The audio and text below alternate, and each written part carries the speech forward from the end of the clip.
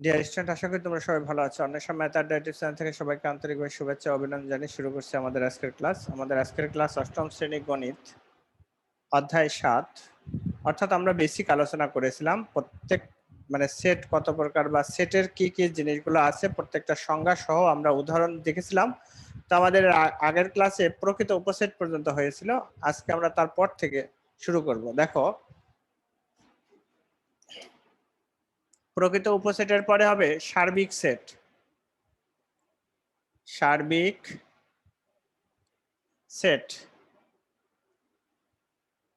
আলোচনাধীন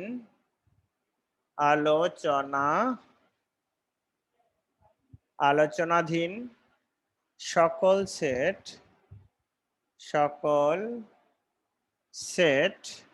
একটি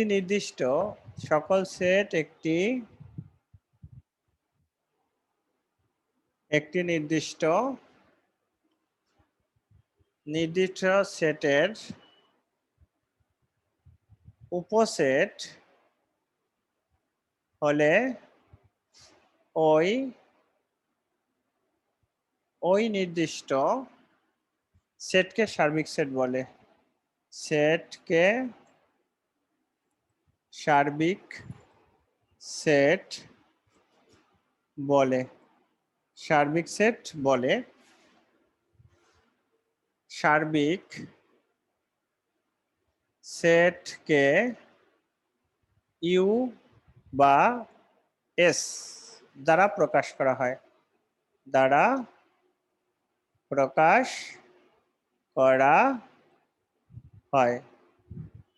আমরা আগে সংজ্ঞাগুলো লিখি, তারপরে একটা একটা তোমাদের বুঝাই দিচ্ছি। তারপর হচ্ছে সংযোগ সেট।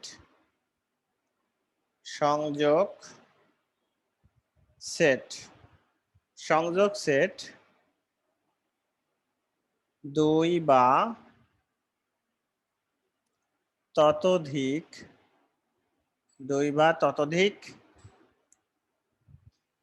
ততোধিক সেটের সকল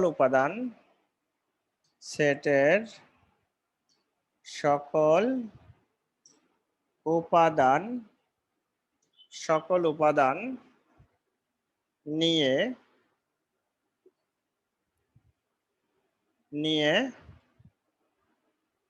গঠিত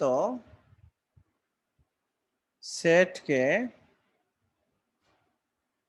ওই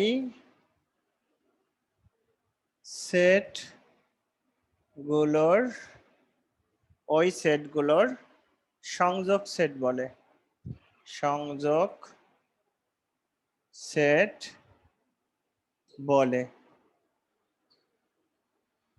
সংযোগ সেট বলে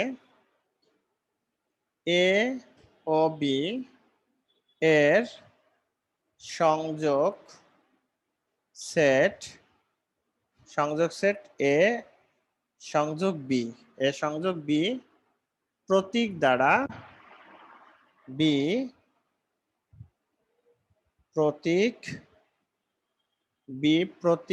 প্রতীকে তো দীর্ঘিকার, প্রতীক দ্বারা প্রকাশ করা হয়।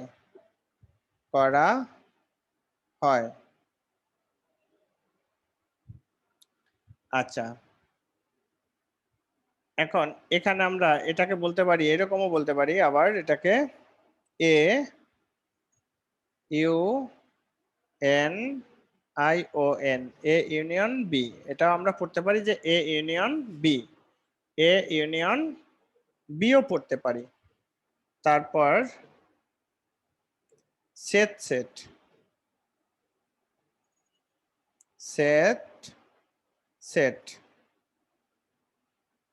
সেটে কি আছে? দুই বা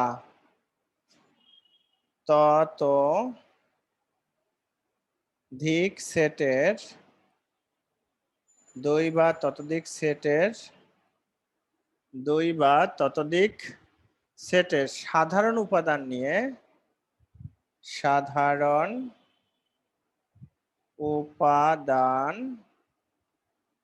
নিয়ে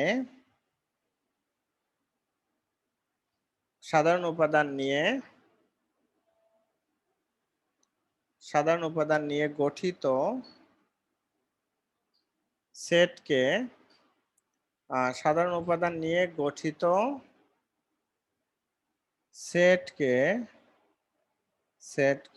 কি বলা হয়? সেট বলে। সেট বলে। তাহলে এখন লেখো এ ও বি এর সেট এ সেট বি পড়া হয়। হ্যাঁ, অর্থাৎ এ সেট বি লিখলাম। এখন এতকে এভাবে লেখো, এতকে এ সেট বি পড়া হয়। এটাকে আবার এভাবে বলি যে এ ইন্টারসেকশন INTER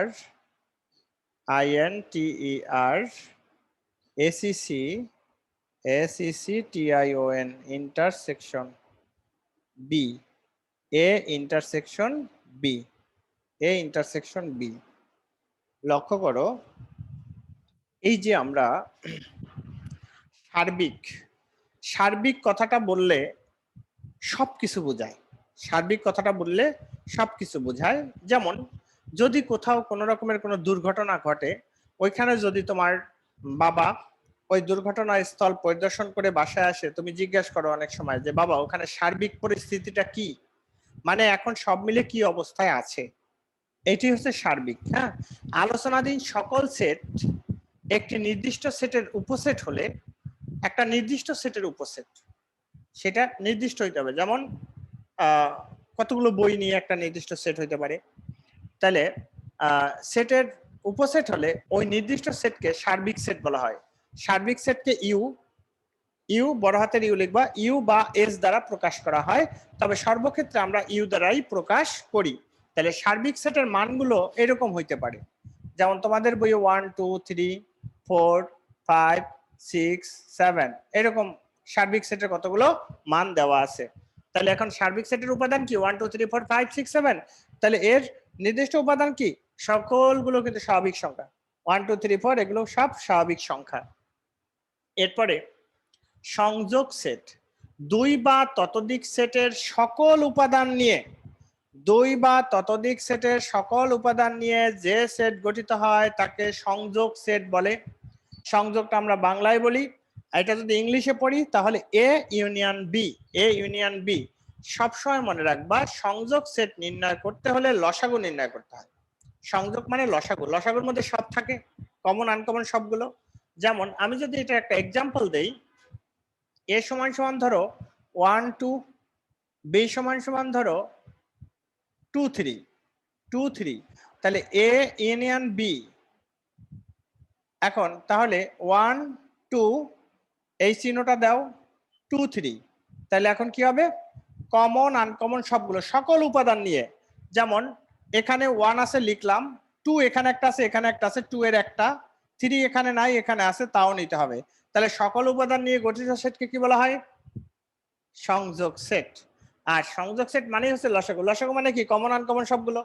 আমি বলি লসাগু কারণ তোমাদের বোঝার সুবিধার জন্য। তোমরা ক্লাস 7-এ লসাগুর অঙ্ক করেছো, তোমরা অষ্টম শ্রেণীতেও লসাগুর অঙ্ক করেছো, এই জন্য লসাগু ভাষাটা আমরা ইউজ করি। এটা তোমাদের এমনি বইয়ে কোথাও ইউজ করা নাই। লসাগু বললে তোমরা খুব সহজে ধরে নিতে পারো লসাগু কমন আনকমন সবগুলো গেল এটা। এরপর সেট, দুই বা ততোধিক সেটের সাধারণ উপাদান নিয়ে গঠিত সেটকে সেট বলে। দুই বা ততোধিক সেটের সাধারণ উপাদান, সাধারণ বলতে কি বোঝায়? যে দুইটার মধ্যেই থাকবে। দেখো এখানে এর মধ্যেও 2 আছে, বি এর মধ্যেও 2 আছে। তাহলে আমরা যদি এ সেট বি, তাহলে 1 2 সেট 2 3, তাহলে এই দুইটার মধ্যে সাধারণ উপাদান মানে কমন রাশি, কমন কি আছে? 2 এর একটা, কমনের একটা, এই গেল আমাদের কমন রাশি। তার মানে এই 2 কি? সাধারণ মানে কি? দুইটার মধ্যেই আছে, তার মানে 2 দুইটার মধ্যেই আছে। তার মানে যখন আমরা সেট সেট বের করব বা ইন্টারসেকশন বের করব তখন আমরা কি নিব, এটার মধ্যে কমন রাশিটা নিব, কমন কি আছে সেইটাই নিব। সাপোজ আমি একটু বাড়তি জিনিসটা বুঝাই, যে এখানে আছে 1 2, এখানে আছে 3 4, এখানে আছে সরি 1 2, এটা থাক। যেমন এ সেট বি, ধরো এটার মধ্যে আছে 1 2 আর এটার মধ্যে আছে 3 4, 3 4 এর মধ্যে কি কোনো কমন রাশি আছে, সাধারণ উৎপাদক আছে বা সাধারণ উপাদান আছে? সাধারণ উপাদান নাই। তার মানে কি এটার মধ্যে কি হবে, সাধারণ উপাদান না থাকলে ফাঁকা সেট হবে। এখন ফাঁকা সেট আমরা এইভাবে অরিচিহ্ন দিয়েও বুঝাইতে পারবো, অথবা এটা সেকেন্ড ব্র্যাকেট দিয়ে এভাবে বুঝাইতে পারবো। যখন কোনো কিছু কমন যাবে না তখন এটা হবে ফাঁকা সেট, যখন কোনো কিছু কমন যাবে না তখন হবে ফাঁকা সেট। আশা করি আপনারা এই যে আমার এখানের যে আলোচনাটা এটা বুঝতে পারছেন। যদি কারো কোনো প্রবলেম থাকে তাহলে সে প্রশ্ন করতে পারেন। Clear sir? কারণ এই যে সুন্দর করে লেখাই দিচ্ছি বাবা, এগুলো কিন্তু অষ্টম শ্রেণী থেকে নবম শ্রেণীতে পা দিলে পরে লাগবে।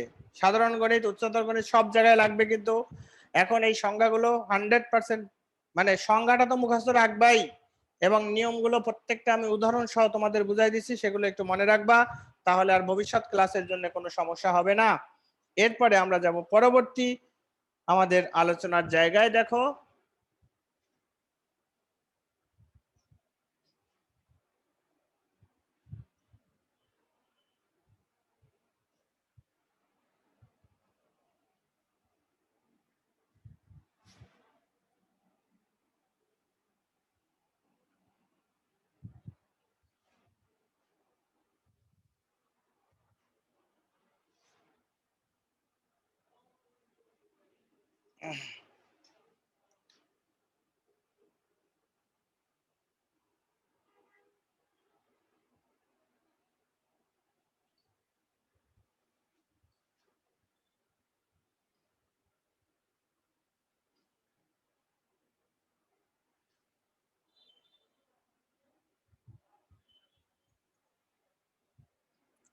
নিঃসেট সেট, দুটি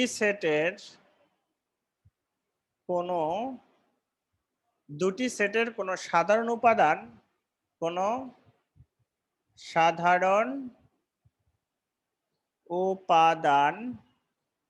না থাকলে, সাধারণ উপাদান না থাকলে তাদেরকে নিঃসেট সেট বলে। সাধারণ উপাদান না থাকলে তাদেরকে নিঃসেট সেট বলে। যেমন a সমান সমান 1 3 5, তারপরে এবং b সমান সমান 2 4 6 2 4 6, এই দুইটার মধ্যে কোনো কমন মান নাই, এই দুইটার মধ্যে কোনো কমন মান নাই। তাহলে এত যদি হয় তাহলে কি বলতে হবে, যে এ ও বি নিঃসেট সেট, এ ও বি নিঃসেট সেট। কারণ দেখো সাধারণ উপাদান আছে নাই, 1 1 3 5 আর এখানে 2 4 6, কোনো কমন রাশি নাই দেখে এটা পরস্পর নিঃসেট। এরপর পূরক সেট, পূরক সেট,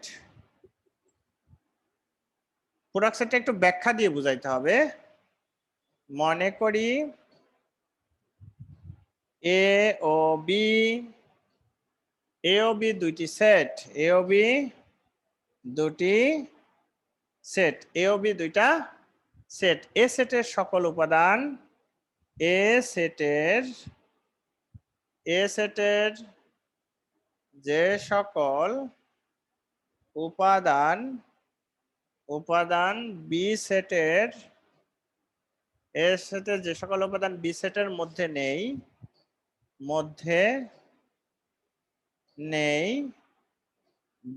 নেই সেই সকল উপাদান নিয়ে, মধ্যে নেই সেই সকল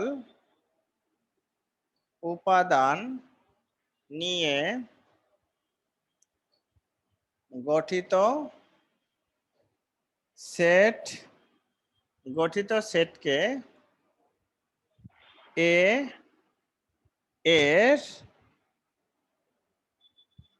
এর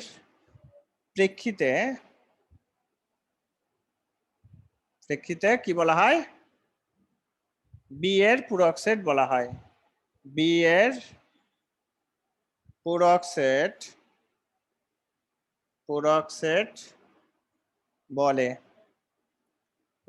বলে এবং এ বাদ বি বা এ বাদ বি এইভাবে এত দ্বারা সূচিত করা হয়। এত দ্বারা সূচিত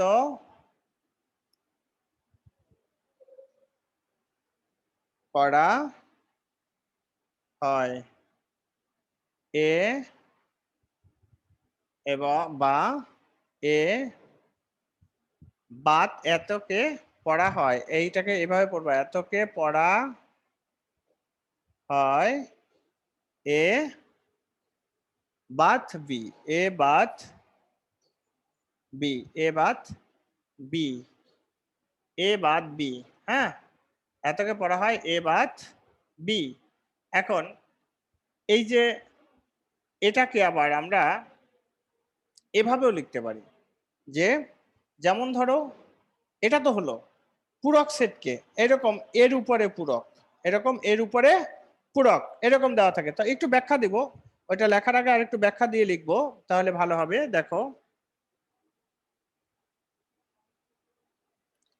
দেখো সুতরাং এ বাদ বি সমান সমান x belongs to A such that x not belongs to b, x not belongs to b, b not belongs to b, b এর লেখো b এর প্রেক্ষিতে এ এর পূরক সেট হচ্ছে বি বাত এ।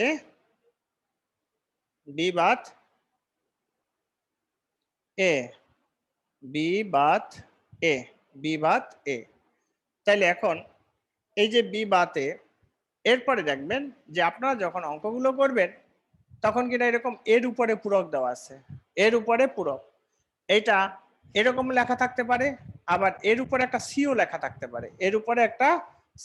থাকতে পারে, তাহলে এইভাবে যদি পূরক চিহ্ন দেওয়া থাকে, যদি কোনো নির্ধারিত কোনো মানের কথা না বলে যে এর পরিপ্রেক্ষিতে বি এর পূরক সেট, ওরকম যদি না থাকে, শুধু এর উপরে পূরক সি এর উপরে পূরক, তখন এটা সার্বিক সেট থেকে এ সেটকে বাদ দিতে হবে। এরকম থাকলে লিখবা, যেমন এ পূরক যদি হয় সার্বিক সেট থেকে এ সেটকে বাদ দিতে হবে। সি এরকম যদি থাকে তাইলেও সার্বিক সেট থেকে এ বাদ দিতে হবে, এরকম যদি থাকে। আবার যদি বি এর উপরে পূরক থাকে সার্বিক সেট থেকে বি সেটকে বাদ দিতে হবে। আবার যদি পি এর উপরে পূরক থাকে তাহলে সার্বিক সেট থেকে পি কে বাদ দিতে হবে।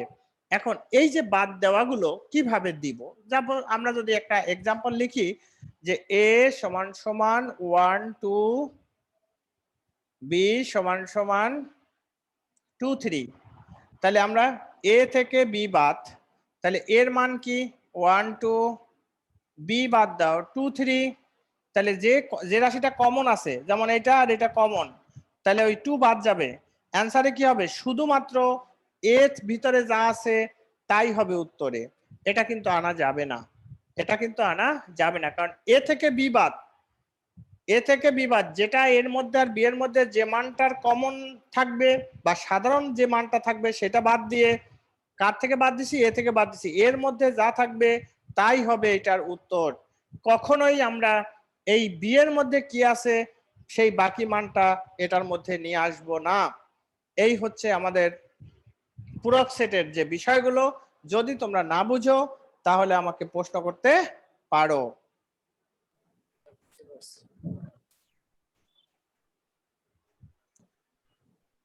তো আশা করি বুঝতে পারছেন। এরপরে আমাদের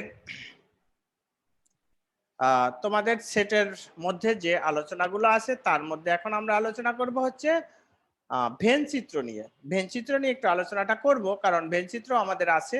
তারপর এখানে যে আলোচনার বেসিক আলোচনাগুলো হলো, এর মধ্যে তোমরা পুরো চ্যাপ্টারের অঙ্কগুলো পারবা, কোনো সমস্যা হবে না।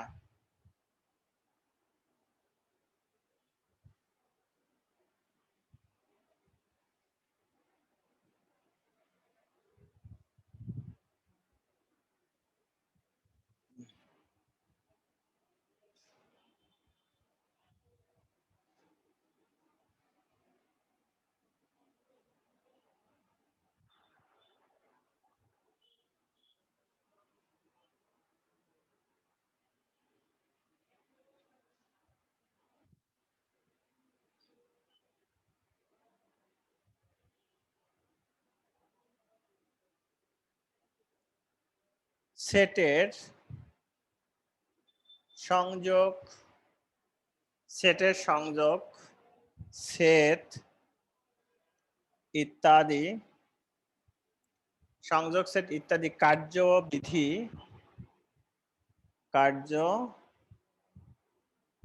কার্যবিধি এবং তাদের জন্য বলবৎ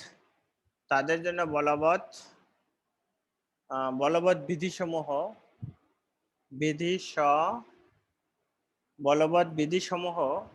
জ্যামিতিক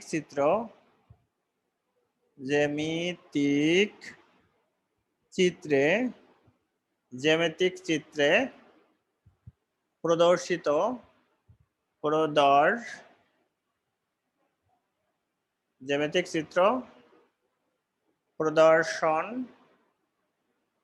প্রদর্শন করলে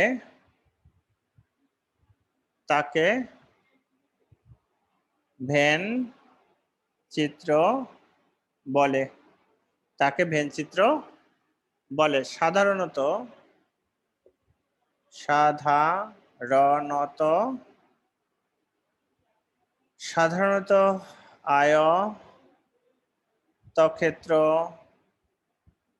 আয়তক্ষেত্র দ্বারা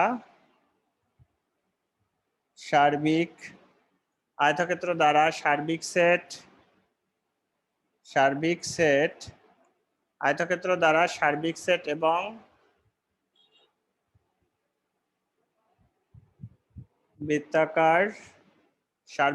এবং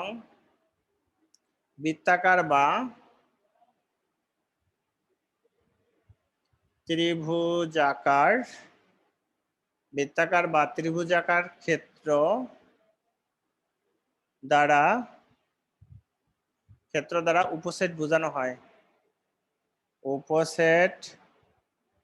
ক্ষেত্র দ্বারা উপসেট বোঝানো হয়।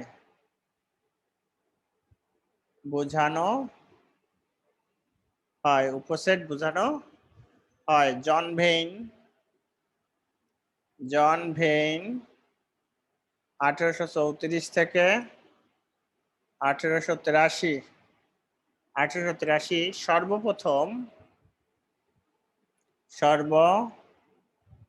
সর্বপ্রথম এসব চিত্রের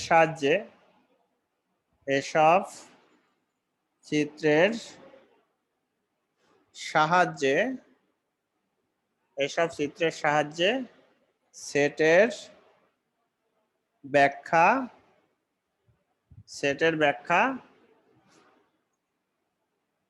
দেন বলে তাকে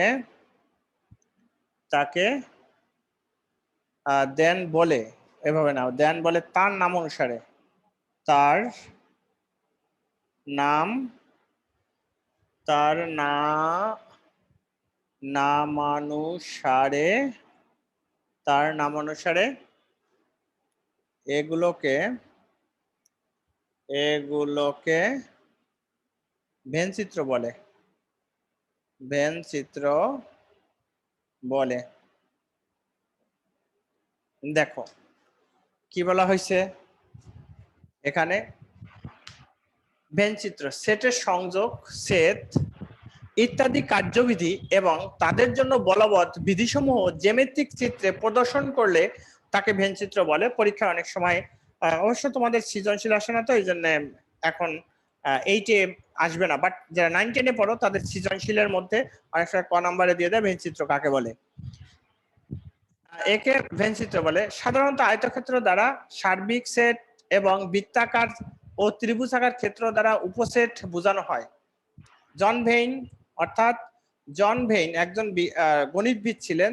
সে 1834 সালে জন্ম নিয়েছে, 1883 সালে মারা গেছে। এখান থেকে বিয়োগ করে তার আয়ুষ্কালটা বের করতে পারবা, এমসিকিউর জন্য লাগতে পারে। সর্বপ্রথম এসব চিত্রের সাহায্যে সেটের ব্যাখ্যা দেন। তার নাম অনুসারে এগুলোকে ভেনচিত্র বলে। যেমন আমরা যদি একটা ভেনচিত্র আঁকি, দেখো যে বৃত্তক্ষেত্র দিয়ে আঁকলাম, এই একটা বৃত্ত দিলাম, এই একটা বৃত্ত দিলাম। এখন এই হচ্ছে একটা আয়তক্ষেত্র, চারপাশ দিয়ে একটা আয়তক্ষেত্র আঁকবো। হ্যাঁ, তাহলে এখন দেখেন কি বলছে, সেটের সংযোগ সেট ইত্যাদি কার্যবিধি এবং তাদের জন্য বলবৎ বিধিসমূহ জ্যামিতিক চিত্রে প্রদর্শন করাকে এত বলে। সাধারণত আয়তক্ষেত্র দ্বারা সার্বিক সেট, এই যে যে আয়তক্ষেত্রটা আছে, এই আয়তক্ষেত্র দ্বারা সার্বিক সেট ইউকে বুঝাবে, সার্বিক সেট ইউকে, এবং বৃত্তাকার ত্রিভুজাকার ক্ষেত্র দ্বারা, এই দুইটা বৃত্ত আঁকছি, এটা হচ্ছে বৃত্তাকার, ত্রিভুজাকার দেই নাই, বৃত্তাকার ত্রিভুজাকার দেই নাই। যদি আমরা এভাবে ধরো এইটা আঁকলাম আয়তক্ষেত্র, এখন এই আর এইভাবে একটা ত্রিভুজ আঁকলাম। এখন যদি এভাবে আর আরেকটা ত্রিভুজ আঁকি, আরেকটা ত্রিভুজ এভাবে যদি এঁকে দেই, এভাবে যদি আরেকটা ত্রিভুজ আঁকি, তাহলে বিষয়টা কি হলো, তাহলে বৃত্তাকার ত্রিভুজাকার এরকম বিষয়টা হবে। বৃত্তাকার ত্রিভুজাকার। তাহলে এখন এখানে নাম্বারিং করব 1 2 3 আর বাইরে দেব 4, বাইরে দেব 4। তাহলে 1 2 3 4, চারটা এলাকায় বিভক্ত। এই আয়তক্ষেত্রটা কয়টা এলাকায় বিভক্ত? চারটা এলাকায় বিভক্ত। এই যে মাঝখানের যে জায়গাটা আছে, এই যে আমি দাগাই দিলাম, এই জায়গাটা কিন্তু দুইটা বৃত্তের মধ্যেই আছে, এটার মধ্যেও আছে, এটার মধ্যেও আছে। তার মানে এই জায়গাটা কিন্তু কমন জায়গা। তাহলে কমন মানে কি? সেট। কমন মানে হচ্ছে সেট, কমন মানে সেট, কমন মানেই হচ্ছে সেট। তাহলে সাধারণ মান কত? এখানে 2। এই 2টা কার আছে? প্রথম বৃত্তের আছে, দ্বিতীয় বৃত্তের আছে। প্রথম বৃত্তকে এ দ্বারা প্রকাশ করো, দ্বিতীয় বৃত্তকে যদি বি দ্বারা প্রকাশ করো। তাহলে এখন প্রথম বৃত্তের এর মান কত? এর মান এই a1 এবং 2। আবার দ্বিতীয় বৃত্তের মধ্যে কি কি আছে মান? 2 এবং 3, 2 এবং 3। দেখো এই 2টা কিন্তু দুইটার মধ্যে সাধারণ মান, দুইটার মধ্যে সাধারণ মান। তাহলে কমন, এই 2টা হচ্ছে কমন। এইভাবে হচ্ছে আমাদের সার্বিক সেটের যে বিষয়গুলো আছে সেটা আমাদের বুঝতে হবে। আশা করি তোমরা সার্বিক সেটটা বুঝতে পারছো। এইটুকু বেসিক জিনিস মনে রাখবা। তোমাদের যেহেতু এমসিকিউ আসে, অনেক সময় এমসিকিউর মধ্যে যে এমসিকিউতে উদ্দীপক দেওয়া থাকে, সেই এমসিকিউ গুলো এই ভেনচিত্র দিয়ে আসতে পারে। এই ছিল আমাদের সেটের বেসিক আলোচনা। যদি আমাদের এই ক্লাসগুলো দেখে তোমাদের কোনো রকমের কোনো উপকৃত হও, তাহলে অবশ্যই আমাদের চ্যানেলের সাথে থাকবা। অন্বেষা ম্যাথ আড্ডা ইউটিউব চ্যানেল থেকে আমি আশিস স্যার আজকে বিদায় নেব। দেখা হবে পরবর্তী কোনো একটা ক্লাসে।